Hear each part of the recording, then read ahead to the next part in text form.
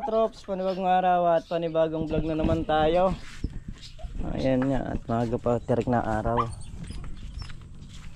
Check lang natin yung mga kalamansi. At nakalaglag na sila sa bulaklak. Ayan. Yung iba naman, aba, may naligaw palang ano dito. Bulugan, mga katrops.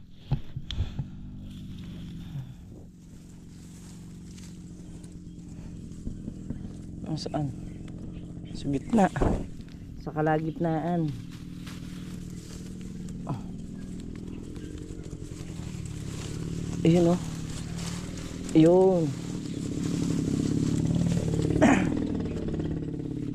Ito mga traps, bulugan to. Yung tatanggalin ko na to.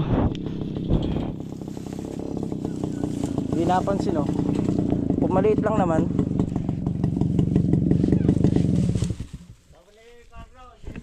Yung mga katrops, nagtatanggal tayo ng bulugan ng mga kalamansi. Dahil meron nga tayong mga nakikitang bulugan. Ito, gaya nito.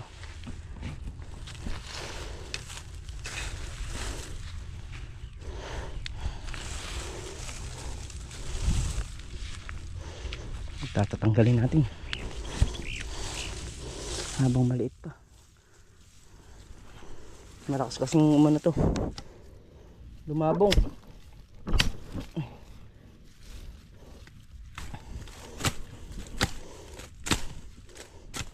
Libutin natin lahat para makuha natin yung bulugan.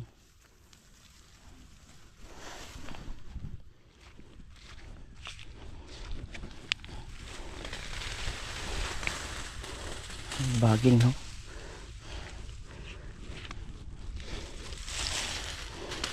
Liit-liit na baging.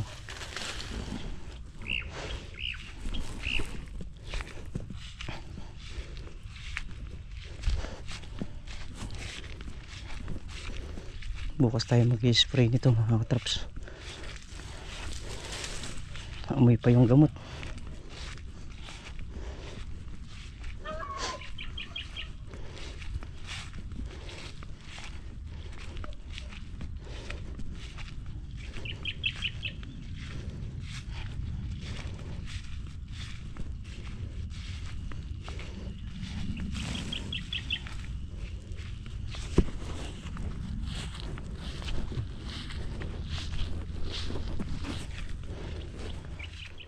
Kaya nag-i-spray kasi. Ha?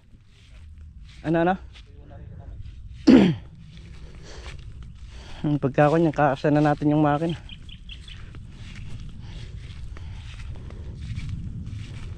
Pagka hindi nag-ulan mga katrops, obligado na kami magkasa ng makina sa baba. November 10 siya shutdown ng ano ang ilog. Pero kahit pa paano makakakuha naman tayo dahil nandito banda yung malalim niya.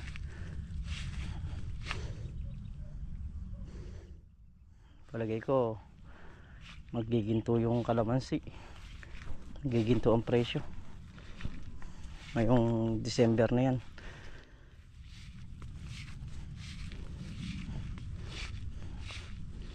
Kasi ngayon pa lang talagang nung tagulan mga katrops, walang nakapagpabunga ng matino dahil nga sa sunod-sunod na pag-uulan. Di rin sila nakaporma.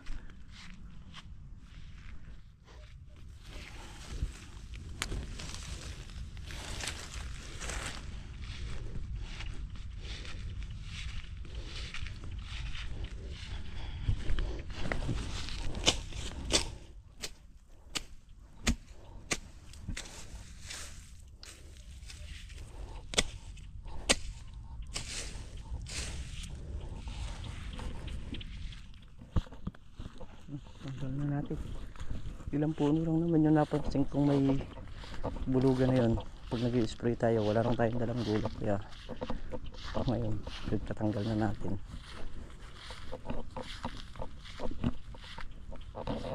Dahil lang kahapon, November 1, matao. kaya hindi tayo nagpunta ng sementeryo dun sa magulang kong lalaki. Pero ngayon saglit tayo, gawa nga nung hindi naman tayo nakapunta kahapon. Sobrang daming tao tapos matraffic pa, pero nagtulos na rin sa bahay. So ikukuhan lang natin ngayon, tutulusan din natin doon sa sementeryo.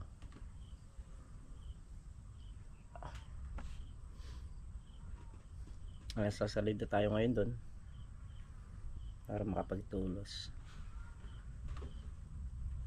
O ngayon marami pa rin tao doon mga katrops, hindi naman sumabay din kahapon yung iba niyan. Hanggang gabi kahapon talaga namang makikita mo sa mga post. Kaya ngayon pa lang tayo pupunta ron. Baka naman hindi 60. Mga 83. Renta. Ikaw anong tansya mo dyan? 85 nga. 85 sa'yo. Ikaw ma? Ikaw nagbabandel, siguradong malapit yun sa'yo dyan. Ako pang 83 lang ako dyan 90. 90. Ba hindi na kahit 30 niya, kahit ano ganyan. Masilang ka. Yan. Pati segunda. Hindi makakataas ng GB. Diba umangat.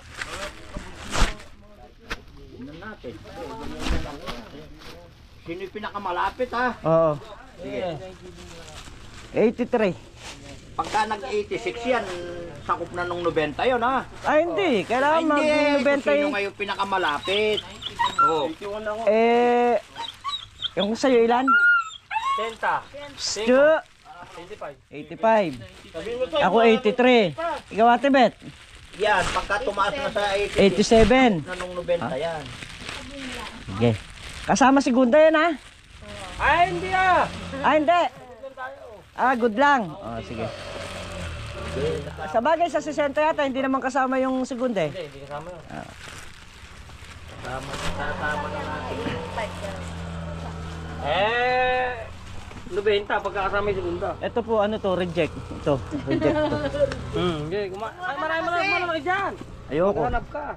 Ayoko nga Yung reject lang kukunin ko Hindi, talaga naman nire-reject yan Ginigit na ako nga yan tinatago ko. Hindi kasi pagka nanghingi ka, manghingi ka na nung reject. Sabi nga sa Bible, pagka ikaw ay nagpamigay, Gandahan mo na. Huwag yung kapansanan. Oo. Kailangan siyang maganda talaga. Ba, kami na rin mag-akot. Maghahakot pa yata si... Ay, huwag ka nang maghahakot. O, may sambra ka ba dyan? Wala, kita mo. Naghahanap na sambre. Sambra, hindi. Ayun, Dek. Nasaan? Ayun. Namimitas na ako ng ano. Kamates? Oo. Mamimitas mo lang kamatis. Hindi naman pala maghahakot. Yung pipitasin kamatis, pahahakot sa inyo. Vlogger, Oh, ikaw mo kamati. mamaya na. Parang pala ako pala. Pag-aho. Ha? Ba't pag-ahon pa? Dahil pipitas na ako sa puno. Mga abala pa ba ako ng pipitas? Talaga ikaw. Ay, may nakapitas na. Ay, iba na yung nakapitas. Mas masarap yung paghihirapan mo muna bago mo... Pati sa gabi ka kukuha. Iba yun. Ibang kuha yun. Ayun, talaga pinaghihirapan yun. Iba yun. Pinagkakapuyatan pa. Sa gabi ko, ay gusto pala yung nag-iisap. Diyos ka. Yari nun. Yari tayo nun. Mamaya may nakaabang pang disabog dun sa butas Maigsi.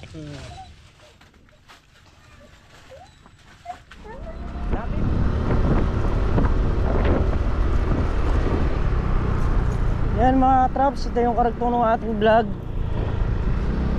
Galing tayo ng palengke, maaga tayo pumunta ron dahil bumili ng ng fishball kikiam. Ayan, bali namili nga kami. At doon na rin tayo nakabili ng ulam sa bukid. Ayan, tilapia.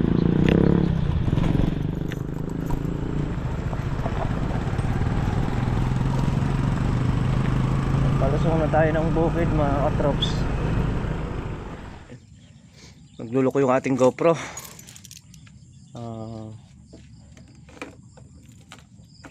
Ito munang cellphone yung gagamitin natin.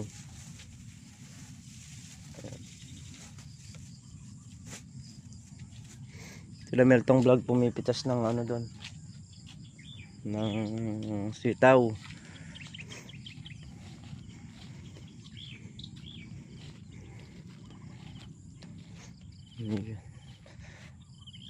Kanina umaambon-ambon. Kaninang papunta kami ng bayan.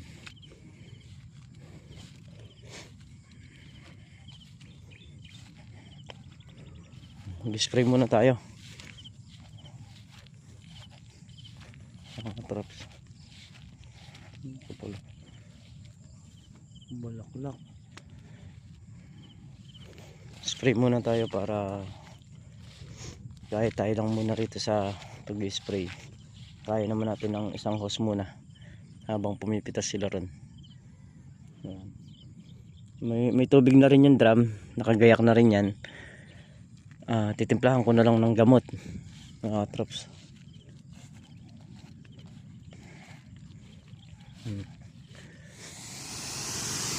So yun mga traps, nakapag-start na tayo.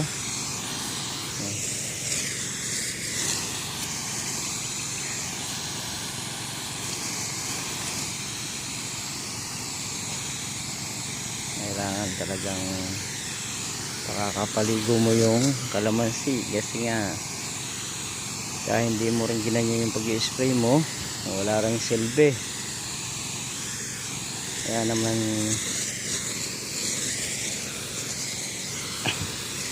nakakabasa na natin. Saka itong gamot na to mentras natutuyo yung amoy niya tumitindi.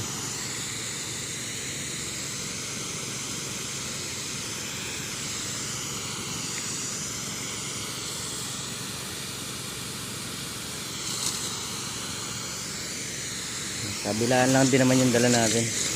Kung pisngihan. Ayan.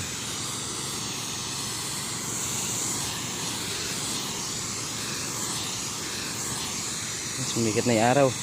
Kanina kasi umaambon mga katrops, kaya nung nagpunta kami ng palengke ni Commander, umaambon pa nun.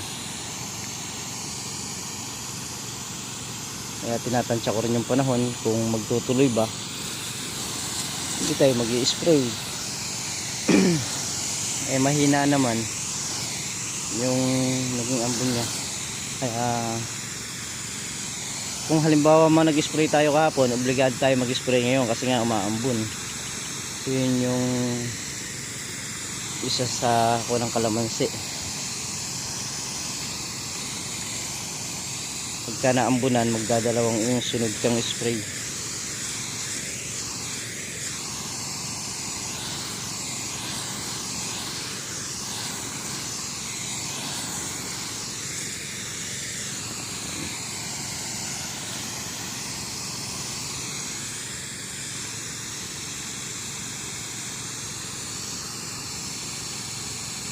Dahil single lang yung hose natin, kaya ganyan kalakas.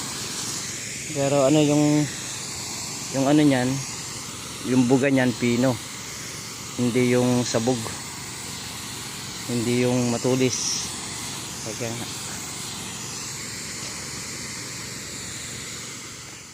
yun mga traps, bali nasa mahigit kalahati na tayo. Ito na lang gawin na to, yung ni-spray natin. Naubusan nga ng gas. Ayan. Kakarga muna tayo. Ay.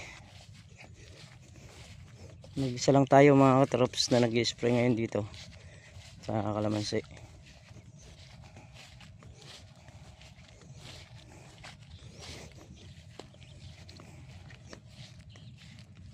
Ayun na pala. Tawang walang gas. Naubusan ng gas yan. Naubusan ng gas. Sa ano ba, wala ron? Oo. Sige, dito po pwesto na ako rito. Babalik ako. Karga mo na. Nandun pala si Meltong Vlog. Siguro tapos na silang humalaw ng sitaw.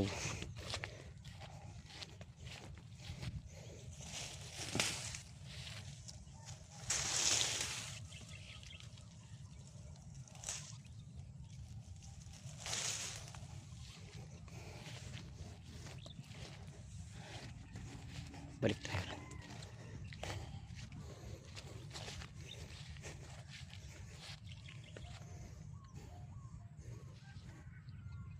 Kaya na-spray natin yung 7 dayos na to. Doon lang matitry sa 2, 5, 6, 7. Siyam na dayos dito, kalahati. Banda dyan. Na mga katrops, ito na lang dayos na huli na to. At mayayari na tayo. Dahil hindi nag-uulan mga katrops, kailangan nating magkasa ng makina. Kasi pagka ito hindi nadiligan, hindi naman din niya kayang palakihin ng bunga. Kaya magkakasa na tayo mga katrops.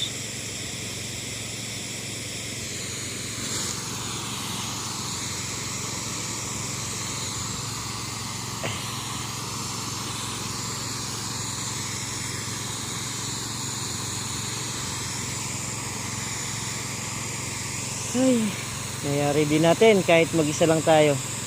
Ayan. Basta tsaga-tsaga lang ika nga eh.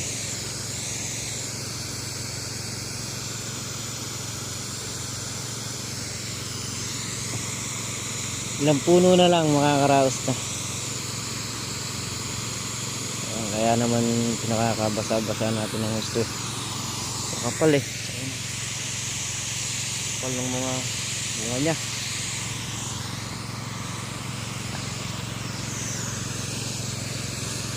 Merong makapal, meron pa ring manipis. Hindi naman lahat yan eh makapal mga katrops. Meron ding manipis na bunga niyan. Ayan lang yung dating ng puno natin mga katrops, marami pang ilalabas na bulaklak ito. Pagka nagamitan ko pa ng gamot na isa, marami pa to. Talagang ay sakto oh. Ay paubos na yung pangalawang tangke. Meron na lang. Sige, sumadsad ka na. Ay Diyos ka.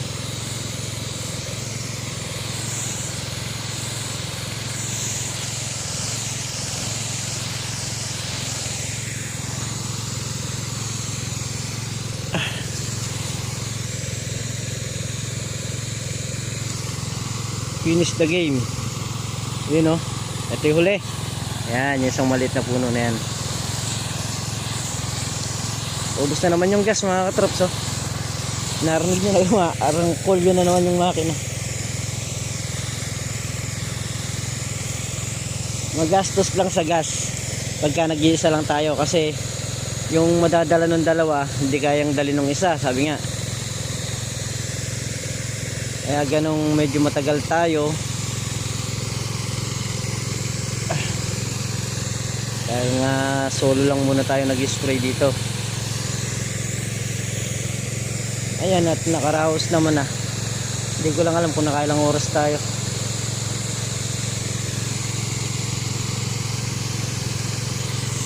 Dahil paubos na rin yan, uubusin ko na ng tuluyan yan, yung gasolina. Babalik pa natin dito.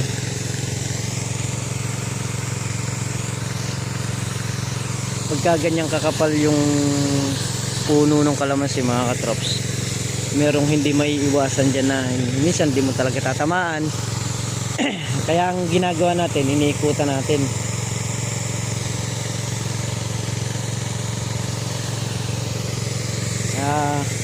Yung pisngihan na tinatawag, paikot yun mga katrops.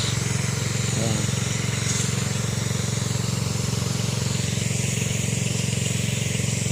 Hindi mo nang din kasi may iwasan. Kung minsan talagang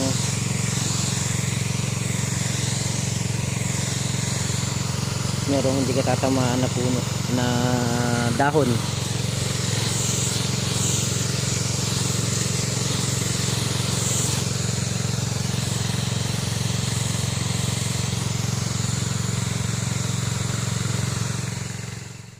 Yan mga katraps, bumalik tayo sa bukid dahil na umuwi tayo ng tanghali at na binuhat nga natin yung binuhat kong lalaki, babae.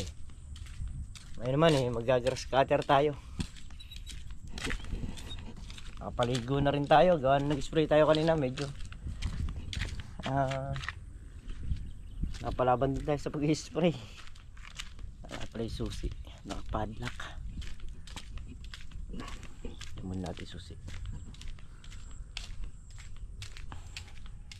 Langgam. Yung mga traps dito tayo nag-umpisa sa dulo. Ayan yung mga kalamansi rito. Pwede nakakaanim na dayos na tayo rito sa dulo. Nakikita ko sa mga bagong kaya tinanggal ko muna.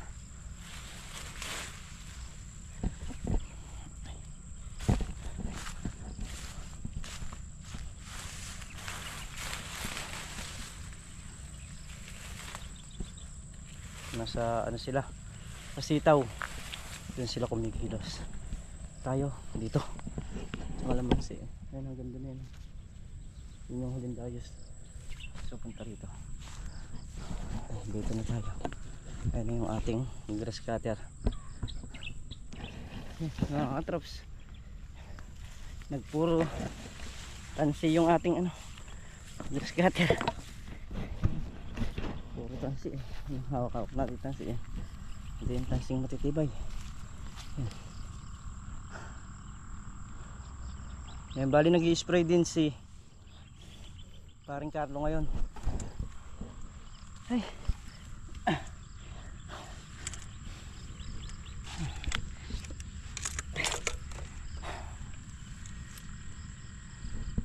Padilim na rin mga traps.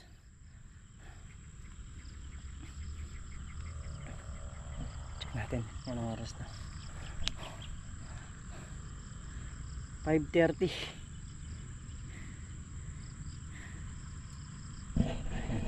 5:30. Hapon na rin. Bukas dito tayo harap sa kalamansi na to.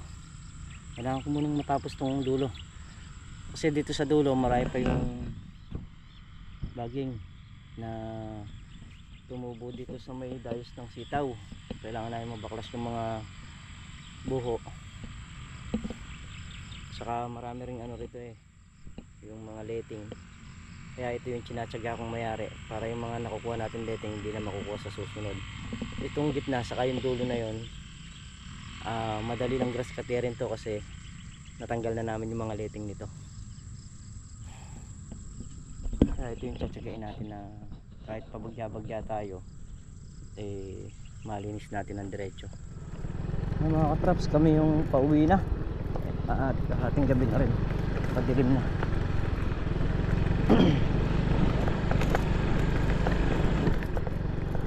Ito paano eh, nakabawas tayo ng grass cutterin, tapos bukas ulit grass cutter, sabay kasa ng makina, patubig, papatubig, dire-diretso na. Titingnan din natin kung alin yung unahin natin, kasi andito sila sa sitaw pero patapos na rin yata sila dun sa pagdadamo.